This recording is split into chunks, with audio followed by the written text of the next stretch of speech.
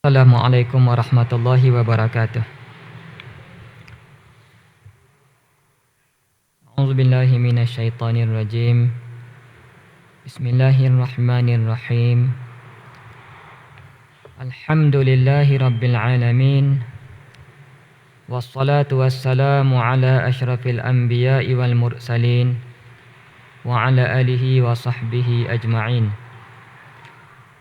Subhanaka la ilma lana illa ma 'allamtana innaka antal alimul hakim. Rabbi shrah li sadri wa yassir li amri wahlul 'uqdatam min lisani yafqahu qawli. Allahumma salli ala sayyidina Muhammad wa ala alihi wa sahbihi wa sallim. Qala Allah ta'ala fi kitabihil aziz, Ya ayyuhan nasu u'budu rabbakumul ladzi khalaqakum walladzina min qablikum la'allakum tattaqun alladzi ja'ala lakumul arda firasyan was samaa'a binaa'an wa anzala minas samaa'i maa'a fa akhraja bihi minas samarati rizqan lakum fala taj'alu lillahi andadan wa antum ta'lamun. Shadaqallahul azim. Alhamdulillah, pertama sekali terima kasih kepada sahabat amba, Tuan Imam Masjid Mukim Padepok Amak, serta para hadirin muslimin muslimat Masjid Mukim Padepok Amak. Alhamdulillah, sama-sama kita ucapkan syukur pada Allah dengan limpah rahmatnya dalam keadaan hidup kita sekarang tidak seperti dulu-dulu. Suasana tidak seperti dulu, tapi dan kita banyak mendengar sebelum daripada ni kematian lepas sore dan pada pagi ni kita boleh bersama-sama sekali lagi. Dia mau kira pagi ni kalau nisbah pada hamba agak kuliah pertama lah lepas daripada lama kita tidak berkuliah di masjid. Kalau di masjid ni start dah ke hari Rabu tu pakat start lalu ke? Kau hak ni mula-mula. Start lalu dah. Start lalu dah. Jadi ni hari Jumaat hak mula-mula lah. Kuliah Jumaat mula-mula di masjid pada Pak Amak ni. Jadi tajuk yang amba nak kongsi pada hari ni adalah bagaimana kita nak membina hubungan dengan Al-Khaliq, dengan pencipta. Jadi pada dasarnya bila kita sebut hubungan sini ni, bukan maksud kita tidak ada hubungan Allah. Sebenarnya kita sebagai seorang hamba, kok mana kita tak lepas dengan Tuhan. Cuma maksud yang disebut hubungan di sini adalah bagaimana nak menghidupkan kembali kesedaran kita bahawa kita ni adalah hamba Allah Ta'ala, itu adalah Tuhan kita. Asas kepada hubungan ini adalah syahadah kita lah. Dalam ucapan syahadah kita dak baca semua. Cuma kita cuba muhasabah semula, cuba tilik semula. Dalam syahadah kita ucap asyhadu alla ilaha illallah wa asyhadu anna Muhammadar Rasulullah. Biasa kita terjemuh lagu mana? Kalau terjemuh, aku naik saksi ataupun aku bersaksi. Pernah tak kita terfikir sebelum ni apa maksud terjemahan aku naik saksi, aku bersaksi? Sebab zaman kita kecil lagi.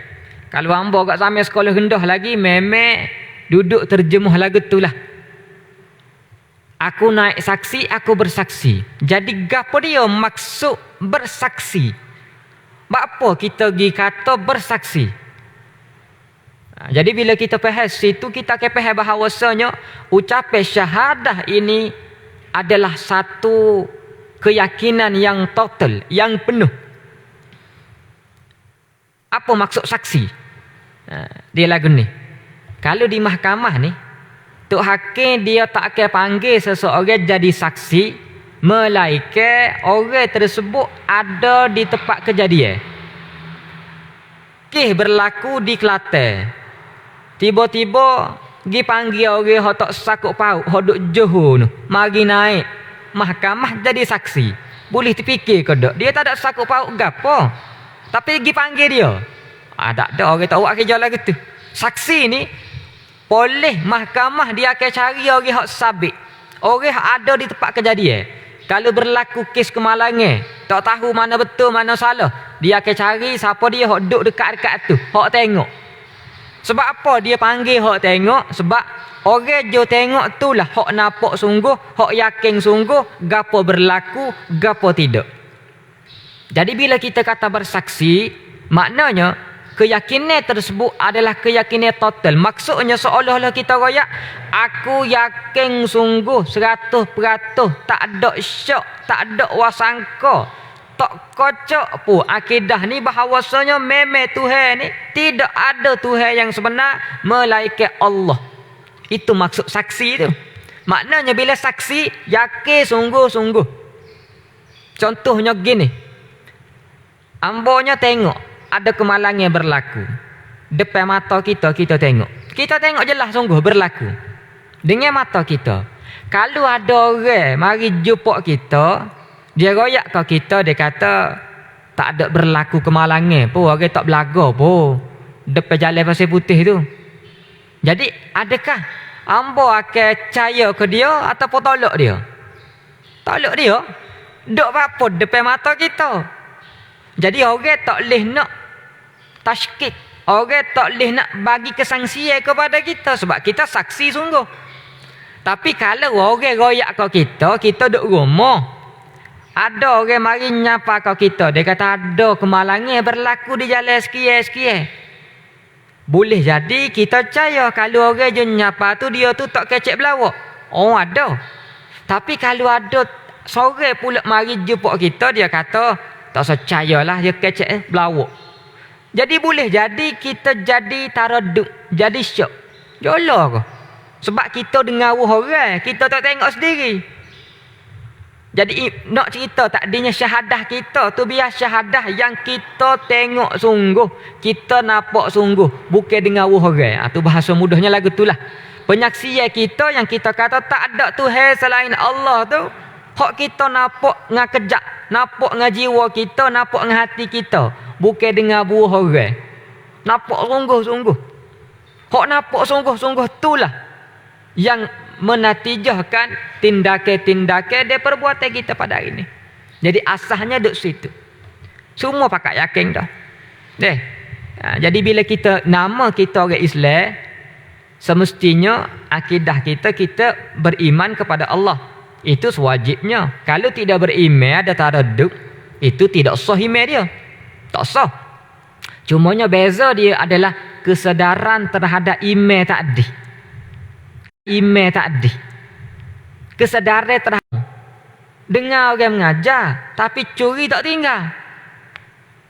Bila-bila mari dengar orang mengajar tu dalam kepala dia ada dah tu. Nak syuting mutuh mana apa ni tu. Maknanya sebab apa? Sebab dia percaya adanya syurga. Dia percaya adanya neraka, tapi hubungan dia dengan Al-Khaliq itu tidak ada. Sebab itulah bila kita kecek bab hubungan ni, segala tindak tanduk kita akan bertindak dengan sebab hubungan ni. Contoh, kita janji dengan orang. Janji dengan orang yang mana orang ni orang yang kita hormat ke dia. Ustaz kita ke, mak kita ke, ayah kita ke, mana orang yang kita hormat kepada dia, orang yang ada hubungan, yang kita takzim. Kalau kita janji ataupun boh kita mudah. Ada boh kita kata pukul 9 jumpa di pejabat. Dan kita memang hormat betul ke boh kita. Boh kita tu baik. Bagus. Jadi kita ni tak boleh dengan boh kita ni kalau royak pukul 9, kita pukul 9 tu ada dah di pejabat. Kalau kata pukul 9, 8.30 kita tolak gitu. Tapi kalau orang yang nak jumpa kita ni Tak kenal siapa. Cuma dia kata kita jumpa lah di tempat sekian-sekian pukul 9. Boleh jadi tak sungguh mana supaya tak ada. Jadi kalau ngabah kita tadi kita main pergi pukul 9 tu ada dah. Kalau lewat sikit tiba-tiba 9:30, apa perasaan kita? Oh, minta maaf banyak lah boh. Ambonya gaduh tak ada anak sakit sekian. Berasa bersalah sungguh. Berasa tak kena sungguh. Terlewat sebab janji pukul 9. Tapi lewat. Sebab apa? Berasa bersalah gitu mo tu. Sebab orang yang kita janji tadi ada hubungan dengan kita. Kita takzim. Tapi kalau hak saya kita janji pukul 9. Pukul 9:30 kita pergi. Dia pun lewat juga sekala dah. Jadi kita buat lagu tu je. Sebab apa? Sebab hubungan yang berbeza dia akan membina jiwa dan perbuatan yang berbeza. Jadi bagaimana kita ni berada di fasa yang baru dah. Fasa 4 lah deh. Dan tahun yang baru dah. Biar jiwa kita juga berubah. Hubungan kita dengan Allah Ta'ala juga berubah. Kalau masa umur 20 lagu tu, umur 30 lagu lain dah. Deh. Macam bos dia gini masuk fasa 30 lebih dah lah. Deh. Ada hak daripada 30 masuk fasa umur 40 lebih dah. Biar berbeza. Berubah juga jiwa dan diri kita. Jadi fikir lagu mana kita nak bina hubungan dengan Allah dan nak biar hubungan tak ada semakin rapat. Semakin rapat. Tak serupa. Tak serupa. Kita sendiri pun boleh tengok hubungan kita dengan Allah Ta'ala berbeza daripada dulu dengan lah ni. Kalau dulu gak nak boleh ke tunggu semaya subuh ni pagi Jumaat ni, Tok Imam baca muka surah panjang, surah Sejadah. Bangun rakaat kedua tu gak panjang juga. Al-Insan panjang juga. Kalau pagi-pagi lain tidaklah panjang gitu. Mau ataupun semaya lain. Oh, kalau dulu zaman budak-budak tu gak negara. Tapi gak lah ni berasa sedap, berasa lain. Kalau terlepas hak Jumaat ni subuh ni tak ada sujud sejadah ni, tak sedap selalu. Itu kenapa? Ada hubungan, perbezaan hubungan. Kalau hak supa tula tu tak ada hubungan apa tula ya dia. Deh. Dulu orang kata tak boleh pergi Jumaat. Dia berasa serupa je. Boleh pergi pun, mujur tak boleh pergi pun tak apa. Patut gak boleh pergi. Tak pergi juga. Dah, dia jadi biasa. Sebab apa? Sebab tak ada hubungan. Ni boleh kita setuh sikit lagu mana kita nak baiki semula. Tu tajuk ambo letak pagi ni nak bina hubungan, nak suruh kita sendiri dia orang lain. Sebab Jumaat lama dah boleh mengikut kapasiti masjid, lama dah bolehnya. Dah. Berapa bulan dah boleh kan? Hak 40 orang sama masjid dulu lama dah. Yalah kalau masuk 40 orang tu tak apalah, moga tak boleh nak pergi. Supaya juga dulu boleh AJK saja. Tapi bila dah dibuka, jadi ada juga hak tak mari dia jadi biasa. Dia jadi biasa. Dia kata tak boleh. Moga takut-takut ada lagi lah jakit-jakit ke. Tapi petai tu dia gederak tu, dia pergi patahnya, dia pergi shoppingnya dia. Jadi dia tu tak berasa bersalah. Boleh ingat dah. Tahun lepas lah. Tahun lepas masa masjid ni boleh semaya 40 orang. Gila orang kan. Atas penyusunan masjid lah. Ada hak gila orang, ada hak ambil nama. Kebetulan masjid itu masjid Selising tu lah. Tak cukup orang masa tu. Orang hak nama tu tak mari lah. Ada masyarakat ke sakit ke wallahu alam lah. Masa tu pukul 1 lah dia. Kita tu kat tengah hari tu kat dah Jumaat pun tak boleh nak pergi masa tu. Duduk rumah berehat nyenggal tidur lah. Tiba-tiba ada orang telefon tu dia kata kalau nak mari ada kosong ni. Masa tu alik kita tak boleh buat pilihan. Orang telefon dah masa tu. Moga asalnya wajib tapi kat tak boleh nak pergi sebab sakut halangi-halangi tertentu lah disebabkan masyarakat. Jadi bila dia telefon masa tu, hamba tak boleh lah wi kat orang lain dululah. Tak boleh masa tu gak bangun tu gak wajib dah lagi kita gidah orang telefon. Melainkan memang tak boleh hamba batuk, hamba semua hamba demam tu jolok lah. Dah nampak. Jadi sekarang ni dia jadi biasa. Ini benda yang kita bimbangnya. Jadi learning ni bila fasa berubah, kita berubah dan kita kena pakat teguh. Paling kurang kalau klik semaya Jumaat tu nampak ada lah duduk tangga. Kalau dulu tak berani duduk tangga, duduk dalam rumah lah. Malu tak pergi Jumaat ni. Jadi kalau lalu depan rumah duduk tangga, boleh tanya khabar tak apa. Tak pergi Jumaat ke? Dia tak jawab pun tak apa. Kita pergi klik. Supaya biar jadi berasa malu semula. Bila malu tak apalah dia mari kerana malu pun. Tapi jadi biasa ni. Jadi biasa hangpa kata dak tengok lah kata.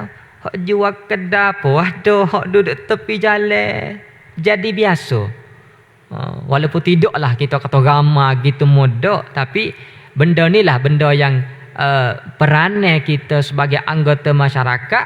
Nabi kata mar'a minkum munkara falyughayyirhu biyadihi. Siapa tengok perkara mungkar, dia kena ubah dengan tangan, dengan kuasa dia lah kalau dia ada kuasa. Fa illam yastati' fa bilisani. Kalau dia tak mampu, maka dengan lisan, dengan lidah dia tegur. Bukan nak suruh syarah depan dia, bukan suruh tazkirah buka kitab depan dia dah. Paling kurang tak pergi Jumaat ke? Tu dia akan jadi malu lah bila masyarakat ambil berat. Tapi bila mana amalan al-amru bil ma'ruf wan nahyu 'anil munkar ni kita pun tak berani, dia jadi masyarakat kita jadi beranilah. Orang berani. Orang tak berani buat dosa sebab malu kat orang, takut orang tegur. Dia berbeza. Kalau hamba pengalaman ingat duk Mesir orang Arab ni, dia suka benar, mudah benar tegur salah. Mudah benar. Kalau buat salah dia mari tegur selalu. Orang kita ni dia malu-malu kan. Sebab itulah contoh macam di masjid pun, kalau tu imam salah baca ke sebutir masjid, kadang-kadang tegur. Sebutir masjid tegur. Silap sebutir masjid tegur. Tapi kita ni bila ikut tu imam, kadang-kadang bila tu imam salah kan, malu pun tak berani pun ada senyap lah. Kali lepas pada semaya kan, tak royak kau tu imam juga. Duk bisik pula mana tu imam tu sekian. Tak berani nak berdepan. Ini orang Melayu ni dia banyak malu lah. Tapi orang Arab tidak begitu. Jadi bagaimana kita nak bina hubungan dengan Allah Ta'ala dengan maksud menghidupkan kesedaran tadi? Apa dia perbezaan antara ibadah dan ubudiyah? Dalam ibadah yang kita buat, dan sebenarnya untuk kita nak bina hubungan dengan Allah adalah melalui ibadah-ibadah yang kita duk buat lah ni dah. Ibadah ni bermaksud penzahiran kita. Kita semaya, kita sedekah, kita bayar zakat, kita puasa, buat haji, buat umrah, itu ibadah. Dan ibadah ni berbeza-beza ikut zaman lah. Syariat Nabi lain, syariat kita lain. Tapi ubudiyah itu sama sahaja. Jadi maksud kepada ibadah itu adalah naknya ubudiyah. Seseorang hamba dalam bahasa Arab disebut abdun. Tidak disebut abdun kalau tidak ada sifat ubudiyah. Doktor ni kita kata doktor sebab apa dia doktor? Sebab dia boleh bedah orang. Dia boleh royak ubat sekian-sekian. Dia boleh royak nyakit sekian-sekian. Kalau kita pergi jumpa doktor, dia doktor, buka klinik pergi jumpa dia. Cek sikit doktor, hamba sakit gapo? Hamba tak tahu nak cek lagu mana ni. Hamba tak reti. Kalau tak reti doktor gapo dia ni? Tidak nama doktor tu. Begitu juga hamba, kalau tidak bersifat dengan sifat hamba, maka dia bukan hamba. Maka hamba itu disebut hamba bila ada sifat ubudiyah tadi. Ubudiyah. Allah Ta'ala disebut ma'bud. La ma'buda bihaqqin illallah. Tidak ada yang sebenar-benar disembah melainkan Allah. Maka abid ataupun abdun, ma'bud, perlu ada ubudiyah untuk nak membina hubungan di antara abid dan ma'bud. Apa maksud ubudiyah? Kita rasa takzim, kita rasa hina diri, kita rasa menyesal ke atas diri kalau buat salah, kalau buat silap. Kita rasa cinta hanya kepada Allah, kita harap kepada Allah. Ala kulli hal, kesimpulan kita nak royaknya segala perasaan kita serah kepada Allah. Dalam hidup kita ni, kita ada kodok perasaan suka dalam jiwa kita, sayang ke orang, kita sayang ke anak. Bila sayang ke anak, tunggu bila anak nak balik. Allah, bila anak balik 2 tahun tak balik, hari tu suka ke tak suka, suka sungguh. Jadi suka kita, cinta kita, bagaimana kita nak bina bila cinta serupa tu juga, bahkan lebih pada tu kepada Allah. Takut polis sama. Takut miskin, takut kena bala. Takut tadi bagaimana kita nak buat? Takut kita juga kepada Allah. Kita rindu kepada orang yang kita sayang. Rindu tadi biar kita bina rindu juga kepada Allah. Kita pergi kerja. Kalau boh kita lalu depan kita berasa kecil ya kita. Rasa kecil tadi biar rasa kecil juga kepada Allah. Bahkan lebih pada tu. Maknanya segala perasaan dalam jiwa kita sebagai seorang manusia, kita lakukan, kita tuju kepada Allah Ta'ala. Sebab itulah tiap-tiap ibadah yang kita buat ni, sebenarnya dia ada tarbiyah tertentu. Tarbiyah tertentu. Contoh, kita semaya. Dalam semaya ni, ada makna ubudiyah yang kita perlu hayati dan kita perlu hudurkan jiwa kita. Bukan setakat kita mari semaya kita balik tak. Makna bila kita semaya kita kena tahu makna dalam semaya. Hak ni dalam kitab Musalli pun sebut banyak dah. Bila kita duduk cacanya kita nak ngadak Tuhan. Kalau askar tu gak ada cacah berdiri tegak, tak boleh nak gerak. Sebab apa? Sebab kena hormat kepada orang yang depan dia. Jadi kita sendiri pun nak menyembah Allah, nak beribadah pada Allah, kena berasa bahawasanya duduk qiyamnya kita, duduk cacahnya kita itu adalah untuk kita tunduk dan patuh pada Allah. Kita rokok, merendahkan diri kepada Allah. Kita sujud, menghinakan diri kita kepada Allah. Tak ada anggota lain yang paling mulia muka. Keadaan mana? Hamba nak tanya, keadaan mana selain daripada semaya, muka kita ambil tak bawah, selain pada tu, acuak mari. Keadaan mana? Tak ada. Tak ada keadaan supa sujud yang kita buat tu, melainkan dalam semaya tu je. Tu je. Kita jumpa orang lain, habis terik kita hormat ke dia, akak tangan je. Kalau budak kat dia siung tangan. Itu saja. Tapi ambil muka ni tempat yang paling mulia. Kalau kita nak kenal orang ni di muka dia, bunyi kata sehu orang tu acu tunjuk muka tu. Kita nak tengok muka. Tak ada orang bunyi kata sehu dia tu acu tunjuk tangan dia lagu mana. Orang tak saya tengok tangan, tak cek. Orang tengok muka. Maknanya muka tadi adalah mazhar, tempat tanda kemuliaan dia. Muka tadi kita ambil letak bawah. Apa perasaan kita? Ambil letak bawah. Tapi kadang-kadang jadi ngatuk je negara. Pasal apa? Pasal tidak ada hudur. Jadi bila kita letak bawah, Nabi SAW kata, aqrabu ma yakunul abdu min rabbih wa huwa sajid fa aktsiru minad du'a. Tempat yang paling hamba itu hampir dengan Allah sujud. Sebab apa? Sebab masa itulah pecah hati paling rendah, paling hinanya kita dengan Allah. Maka minta doa banyaklah masa tu. Itu dalam semaya. Kita bayar zakat. Ibadat kita, ibadat zakat dia juga sedekah. Apa tarbiyah dia? Apa perasaan dia? Perasaan dia adalah kita nak cerita kita ni lebih mencintai Allah lebih daripada kita cinta dan kasih kepada harta kita. Nak bayar zakat, nak waktu ambil sedekah ni payah. Dia bukan mudah. Ada orang minta sedekah depan kita dia. Biasanya automatik kita waktu ambil duit with dia ke ataupun kita mikir dulu.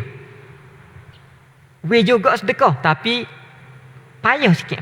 Bui tapi payah sikit. Tengok orang minta sedekah, mikir dulu. Ada ke dak piti kecil dalam poket? Tak, kadang-kadang pergi depan dulu. Baguslah, moga dia nak bui. Dia buka beg dia tengok. Mikir, ada ke dak piti kecil? Pas ni kalau ada piti nak beli, ada kegunaan untuk kita ke dak? Pas nak bui ke orang, utuh ke dak bui ke dia? Boleh ke apa? Jadi mikir panjang sikit.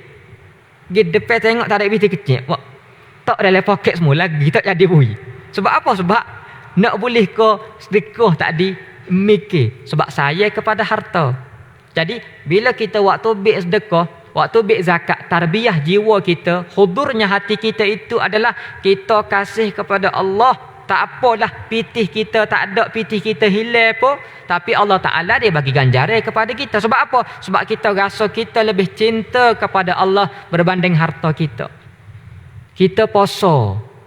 Puasa ni menahan diri daripada perkara membatalkan puasa. Habis terik nak makan tak boleh, nak minum tak boleh. Pagi ni pagi Jumaat, lepas maya subuh. Lepas maya kita gimana apa ni? Makan lah.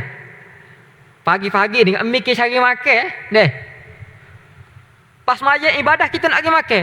Tapi kalau bulan puasa, tak boleh makan. Jadi, tak boleh makan ni, pedih perut lah kita. Bila pedih perut, saya nyanyo ke diri kita. Jadi, kita ni, tak makan. Tetap puasa. Sebab apa? Sebab kita lebih cinta kepada Allah berbanding diri kita. Kita rela korbankan jiwa kita, rela korbankan diri kita hanya kepada Allah. Sebab itulah puasa ni dia punya kesan dia kuat. Betul lah maknanya Allah Ta'ala kata, la'allakum tattaqun. Sebab apa ayat Quran disebut lagu tu? Bila puasa, maka takwa. Moga-moga kamu jadi orang bertakwa. Ya. Sebab apa? Sebab kita berani korbankan kepentingan diri kita, kepentingan tubuh kita untuk Allah. Itu makna dia. Ibadah haji, ibadah umrah. Waktu ambil duit, tinggal keluarga, menuju kepada Allah. Patut kena buat ni. Pakak-pakak kita, jawatan-jawatan kita, duk tawah tu gak pakar kain selas pinggir lagu tu je lah. Warna putih tu je, kain ihram tu je. Deh, supo dengan orang lain. Lah ni, boleh orang tengok perbezaan. Hak pakai baju kuk kasut kilat, hak ni datuk ni. Hak ni orang kerja sedap ni.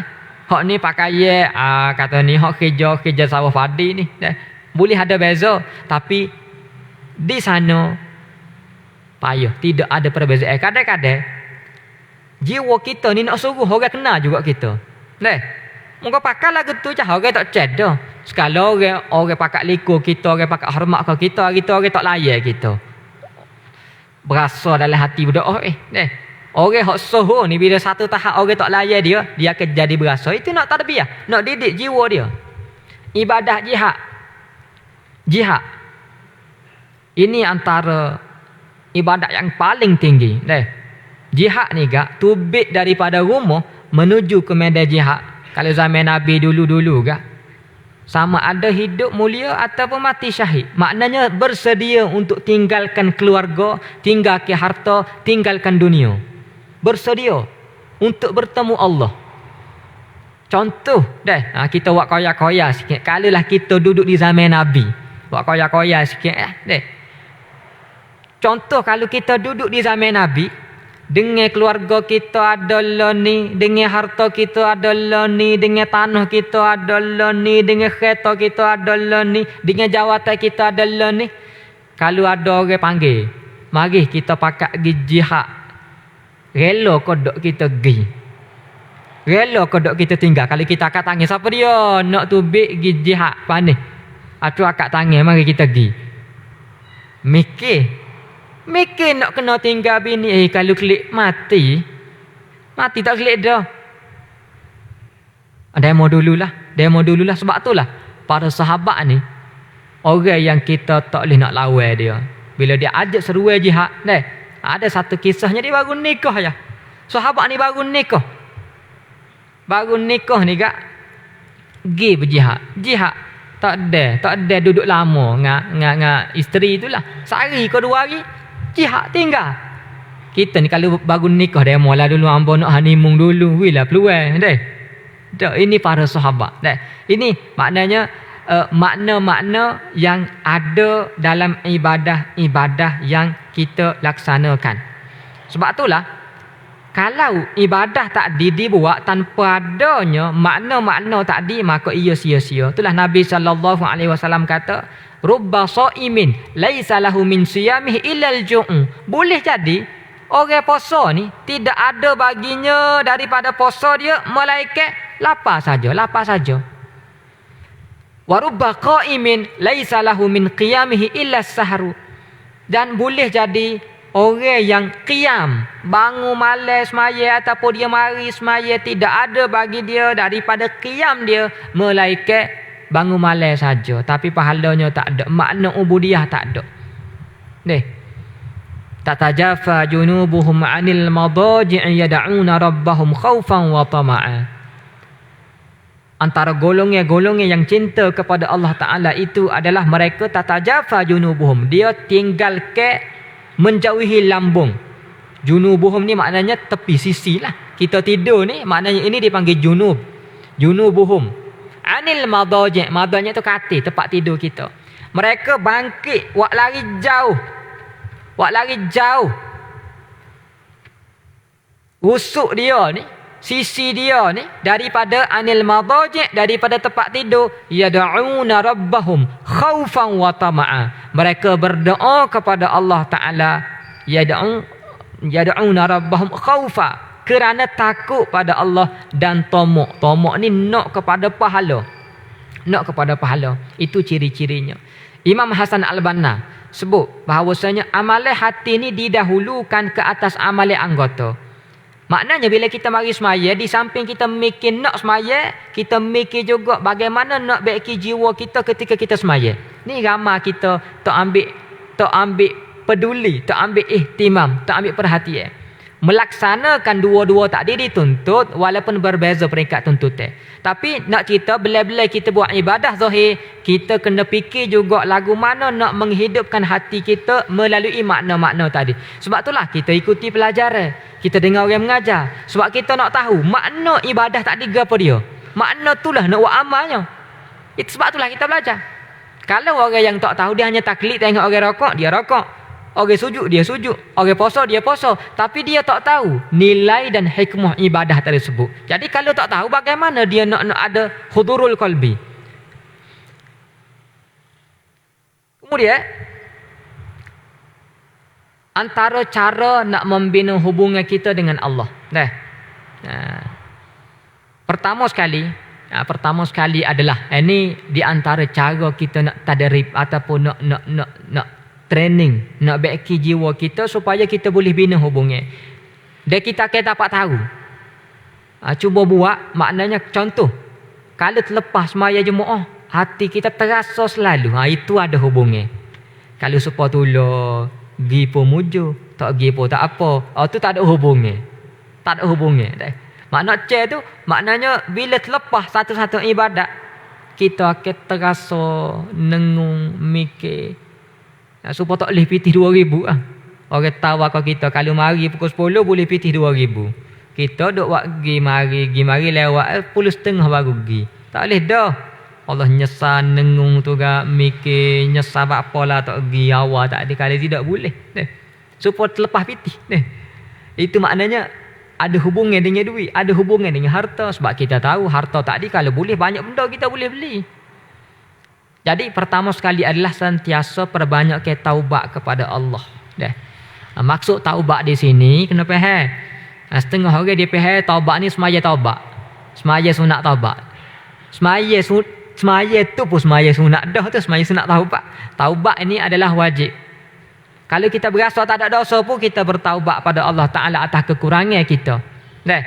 Dia taubat ni dia banyak pasal. Ada orang bertaubat sebab dia buat dosa.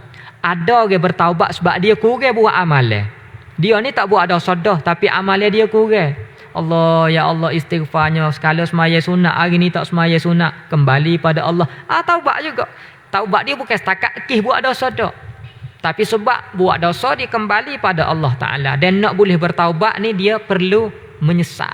Nak menyesal ni lah perlu kepada belajar, perlu kepada pendengar. Kita nak buat menyesal ni, contoh duduk saja-saja tiba-tiba nak tarik biar jadi nyesal. Tak boleh, nyesal tak akan mari lagu tu. Sebab nyesal ni satu keadaan hati yang Allah Ta'ala capuk. Tapi nyesal tadi dia akan mari bila kita ada ilmu. Macam apa dia sebut sekian. Jadi boleh tahu dah kelebihannya sekian ibadah ni, ibadah gapo dia, kelebihan dia gapo. Tiba-tiba terlepas. Allah menyesalnya tak buat. Menyesal tu mari. Bila menyesal tu lah nak klik semula. Sentiasa kita bertaubat. Kalau hak buat dosa, semestinya kita sebagai hamba ni ada dosa, ada salah, ada silap. Cumanya tak ada orang tahu je, Tuhan susu. Kalau kita kata okey, siapa dia ada buat dosa, mari acu akak tangan. Berkali semua akak tangan. Semua akak tangan, maknanya ada dosa kita, ada salah kita, ada silap kita. Cuma pemurahnya Allah Ta'ala ini, rahmatnya Tuhan ni dia susu. Dia tak ui orang tengok. Kalau orang nampak dosa tak dia, orang jauh daripada kita, lari. Tapi Tuhan susu. Nak ceritanya kita memang ada dosa. Jadi bila ada dosa, hak tak patut kita tak akui dosa kita. Pertama sekali kita kena ngaku dosa tu. Yang kedua adalah perbanyakkan istighfar. Istighfar kepada Allah. Istighfar tak pun dengan hudurul qalbi. Istighfar dengan kita hayati dan kita fahami makna istighfar tu sendiri. Bahasa mudah kat, ya Allah, minta maaf banyaklah, ya Allah, ada salah, ada silap. Ya Allah, minta maaf banyaklah, marinya buat sekian-sekian. Ya Allah. Itu istighfar.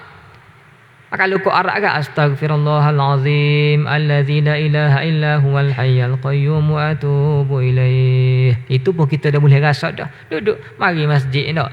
Maghrib pukul 7 kat mari 6:30 duduk atas masjid. Moga duk rumah sibuk sama dah.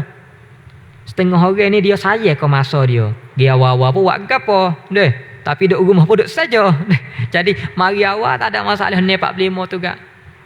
Cari masa. Dah masa mana kita ambil luar untuk kita bina hubungan dengan Allah Ta'ala. Pahala ni zaman telefon pula. Duk saja pun tak duk saja. Tak duk sajalah ni. Tak. Klik rumah tu kak nak berehat, mata tak berehat buka telefon tu kak. Duk baca isu tu, baca isu ni, duk tengok serabut macam-macam. Tak duk saja juga. Nak tidur, ingat kau nak tidur, duk tengok telefon lagi. Tak tidur juga. Jadi masa mana kita cari masa khusus kita baiki hubungan kita dengan Allah? Masa semaya lah. Sebelum semaya dengan lepas semaya. Curi-curilah masa ni. Kemudian buat perjanjian. Buat perjanjian ni maksudnya contoh pagi ni buat perjanjian. Sama ada bertulis ke ataupun royak ke diri sendiri. Ya Allah, hari ni aku janji aku tak buat maksiat kepadamu.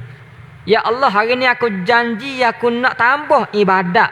Hak mari kurang hari ni nak tambah sikit. Janji. Sebab bila janji ni kejap sikit. Bila janji ni demo jolo kau nak duk ngakawai kena sign kontrak. Itu barulah orang itu jadi kejap. Jadi kita sendiri pun nak suruh kita ni jadi kuat buat perjanjian. Tiap-tiap pagi bangun pagi, ya Allah, aku berjanji padamu luah dengan mulut. Buat perjanjian. Yang ketiga, buka hati kita, rasai bahawasanya segala tindak tanduk kita itu Allah Ta'ala perhati, Allah Ta'ala tilik. Kita berasa dekat dengan Tuhan, takut dengan Tuhan, bukan di masjid saja dak. Bukan di masjid saja. Di masjid kita berasa dekat dengan Tuhan. Di tempat kerja dak. Muraqabah dengan Allah Ta'ala ni start di masjid kita bina, tapi di rumah kita, tempat kerja kita, di mana-mana tempat. Yang kelima, bersungguh-sungguh dalam amal ibadat kita. Buat jangan gaduh, jangan gopoh. Kalau semaya tu gak jangan buat gaduh-gaduh. Buat dengan tenang. Dalam kita berdoa buat dengan tenang. Kemudian muhasabah. Alik malam kita tilik, kita kira-kira. Hari ni banyak mana buat baik. Hari ni ada kau dak buat salah. Hak kita buat baik, syukur pada Allah. Hak kita buat salah, kita istighfar dan minta ampun pada Allah. Yang ketujuh, cela diri kita kalau kita ada buat salah. Alik malam sebelum tidur, Allah ni, bapa tak boleh tinggal lagi nyakit ni. Bapa nya buat lagi hak ni. Tak patut. Cela diri kita sendiri. Dah orang lain kata kita marah. Kalau orang lain tegur kita marah. Jetak. Manusia ni dia tak boleh kalau orang tegur dia. Aku tahu alah kalau tu lah ketulah. Tak sedar royak tak apa aku tahu. Ada ego dia ni. Cela diri kita sendiri. Dan akhir sekali adalah buat denda. Buat kesalahan hari ni, buat benda ni hari ni, Denda sebelum tidur aku tak akan tidur, tak akan jenera melainkat selawat 100 kali. Melainkat istighfar 500 kali. Denda. Aku tak akan tidur melainkat semaya dulu 2 rakaat. Aku tak akan tidur melainkat baca Quran dulu 2 muka. Denda dengan amalan-amalan. Barulah maknanya terbentuknya hubungan kita dengan Allah Ta'ala. Itulah sedikit sebanyak yang hamba boleh kongsi dengan tuan-tuan semua sebagai permulaan kepada pagi ini. Segala apa yang baik itu daripada Allah, yang kurang itu daripada hamba sendiri. Assalamualaikum warahmatullahi wabarakatuh. A'udzubillahi minasyaitonirrajim. Bismillahirrahmanirrahim. Alhamdulillahirabbil alamin wassalatu wassalamu ala asyrafil anbiya'i wal mursalin wa ala alihi wa sahbihi ajma'in. Allahumma faqihna fid din wa 'allimna ta'wil. Allahumma 'allimna ma jahilna wa dzakkirna ma nusina. Rabbana atina fid dunya hasanah wa fil akhirati hasanatan wa qina azabannar. Wa sallallahu ala sayyidina Muhammad wa ala alihi wa sahbihi ajma'in walhamdulillahi rabbil alamin.